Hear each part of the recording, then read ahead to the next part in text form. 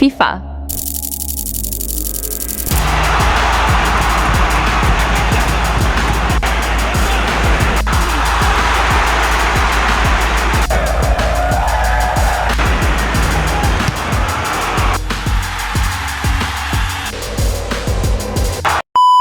Imagine making a single mistake at your job. Now imagine that mistake costs you your life. In the summer of 1994, the United States hosted the biggest sporting event on Earth. During a crucial match, a 27-year-old Colombian defender named Andrés Escobar accidentally deflected the ball into his own net. It was an honest mistake, but it eliminated his country from the tournament. A few days later, after returning home to Colombia, Escobar was shot at outside a nightclub. Witnesses say the killer shouted "goal" with every pull of the trigger. The legendary manager Bill Shankly once said, "Some people think football is a matter of life and death. I assure you, it's much more serious than that." Welcome to the FIFA World Cup.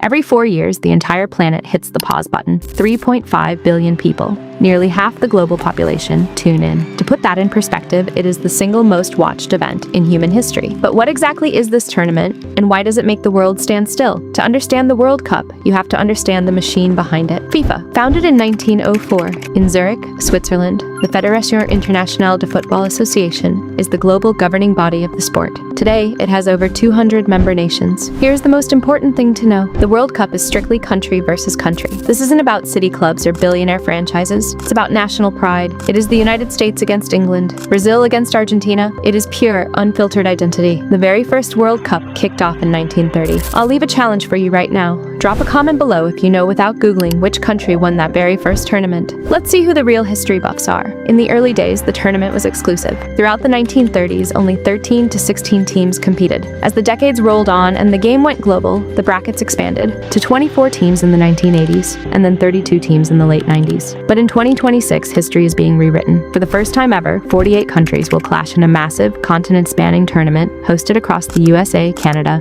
and Mexico. So, how do 48 teams actually earn their ticket to the greatest show on Earth? FIFA divides the world into continental zones: Europe, Asia, Africa, South America, North America, and Oceania. Nations spend years battling other countries within their own continent just to qualify. Europe gets 16 slots because historically, it's a powerhouse region, home to heavyweights like France, Spain, and England. Africa gets 9, Asia gets 8, and South America, home to the defending champions Argentina, gets 6. But take India, for example. Did you know India actually qualified for the 1950 World Cup? FIFA sent them a formal invitation to compete. Now, there's a massive myth out there that India refused to go because FIFA wouldn't let their players play barefoot. The reality? It came down to priorities and money. The governing body of soccer in India felt the travel costs to South America were just too high, and honestly, they didn't think the World Cup was a big deal. They were saving their energy for the Olympics. Because of that decision, India withdrew, and they haven't qualified for a World Cup since. It's a haunting reminder of how a single decision can alter a nation's sports history forever. So, when 2026 rolls around, how does the actual tournament work?